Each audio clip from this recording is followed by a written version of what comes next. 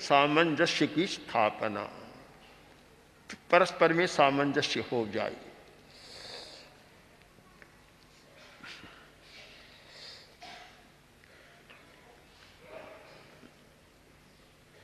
कार्य कौशल के लिए एक बंदी करिए, एक और अपेक्षा है, वह है एकाग्रता। जो व्यक्ति एकाग्र नहीं है वह कुशल नहीं हो सकता। एक वैज्ञानिक ने अपने जीवन में 900 लेख लिखे और इतने महत्वपूर्ण माने गए, पर पूरा एक भी नहीं किया। तो उस पर एक टिप्पणी की गई, तो अगर वह एक लेख भी पूरा करता तो दुनिया का बड़ा वैज्ञानिक हो जाता, किंतु पूरा एक भी नहीं कर सका। एक काम आज किया, कल दूसरा किया, फिर तीसरा लिखा, सब अधूरे रह गए। कुछ लोग आते हैं और यह समस्या उनके सामने रहती है, प्रस्तुत करते हैं कि मैं आज एक व्यापार करता हूँ, 10 दिन बाद मन बदल जाता है, उसे बंद कर देता हूँ, दूसरा कर देता हूँ, तीसरा कर देता हूँ, कहीं भी सफल नहीं हो रहा हूँ। बिना कंसंट्रेशन के, बिना एकाग्रता का बिंदु बनाए बिना, एक चीज पर स्थिर हुए बिना कौशल का विकास नहीं हो सकता, सफलता भी नहीं मिल सकती। हम केंद्रित हो जाएं एक विषय पर। एकाग्रता भी बहुत बड़ा सूत्र है हमारी सफलता का। हम कैसे एकाग्र हों, हमारी एकाग्रता कैसे बढ़े। प्रेक्षा ध्यान का अभ्यास करने वाले इसका मुख्य अभ्यास करते हैं एकाग्रता के विकास का।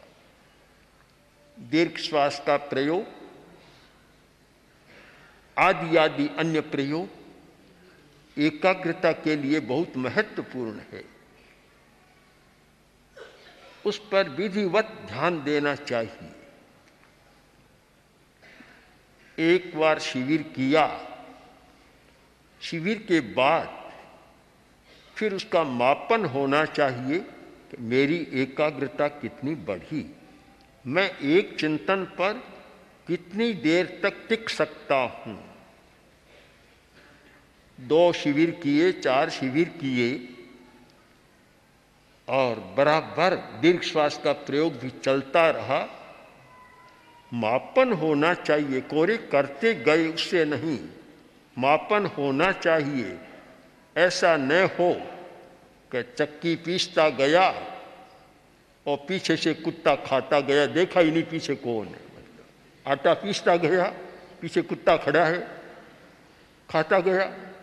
अब आखिर पूरा अनाज जितना पीसना था पीस लिया, उठ कर देखेगा कि बाहर ले तो बाहर क्या आएगा। फिर हमें निरीक्षण करना चाहिए, विहंगावलोकन भी करना चाहिए, सिंहावलोकन भी करना चाहिए। पीछे जाकर मुड़कर देखना चाहिए कि परिणाम क्या आया।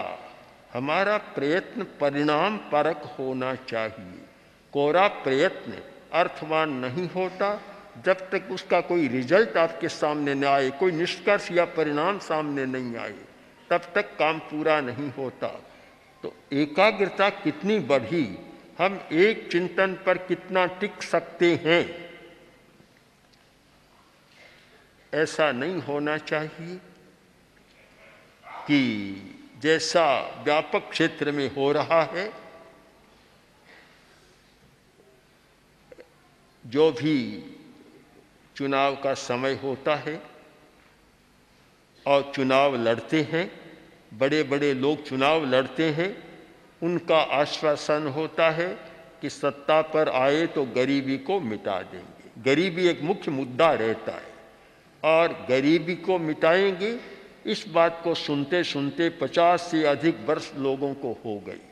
लोग पूछते हैं, कहते हैं कि 50 वर्ष से हम आश्वासन को सुन रहे हैं कि गरीबी मिटा देंगे और गरीबी तो मिट नहीं रही है, इसका क्या कारण है? हमारे सामने भी प्रश्न आता है, पत्रकार भी पूछते हैं, दूसरे लोग भी पूछते हैं, तो हमारा उत्तर तो यही है कि एकाग्रता नहीं है।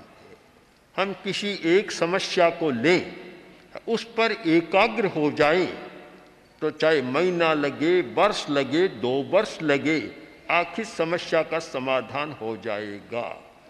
आज एक को छुआ, कल दूसरे को छुआ, कल परसों तीसरे को छुआ, कभी समाधान नहीं होगा। राजस्थान के एक कस्बे में एक आदमी था, तो वह गरीब आदमी था, सेवा कर अपना काम चलाता था। तो सुबह सुबह घर से निकलता, दूसरों का काम करता, पैसा कमा लेता। तो एक घर के सामने गया और किसी ने कहा कि भैया घर में आज अनाज नहीं है, लो 5 किलो अनाज ले आना।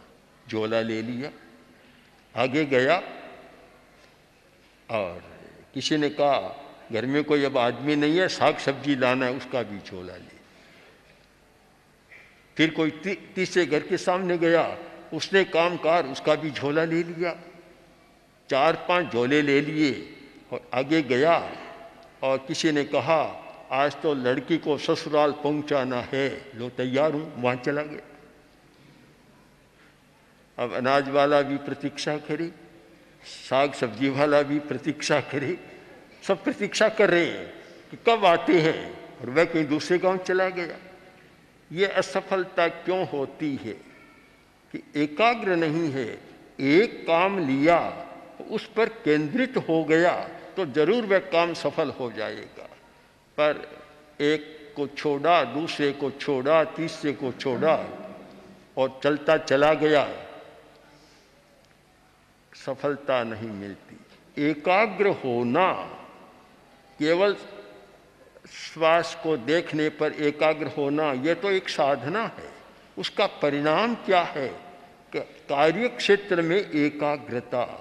हमारा जो कार्य क्षेत्र है, हम जो भी काम करते हैं उसमें एकाग्र हैं या नहीं है।